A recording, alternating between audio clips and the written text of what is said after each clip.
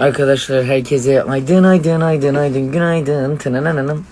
Telefonumu bugün formatlayacağım inşallah. Vakit bulursam çünkü hikaye yüklemekte inanılmaz zorlanıyorum. Dönüyor lodik. Ama başka telefonda baktığımda çat diye atıyor. Benim telefonumla alakalı bir problem var galiba, o yüzden. Tabi elimde de bir sürü arşiv olduğu için her şeyi bir iCloud'umu tekrar kontrol etmem lazım. Ondan sonra telefonumu bir sıfırlayacağım. İnşallah bu problem ortadan kalkacak. Yoksa size dakikalık hikaye atamıyorum. Biraz geriden geliyor, o da sinirlerimi bozuyor.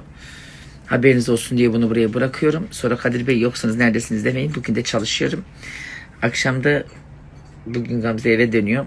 Pazartesi günü tekrar gelecek çünkü Kerem'in kız arkadaşına ailesine tanışmaya gideceğiz. Bu akşam da Doğan, ben, bir de Home Bitkisel'den arkadaşlar Demet Akalın'ın programına gideceğiz. Bilginiz olsun.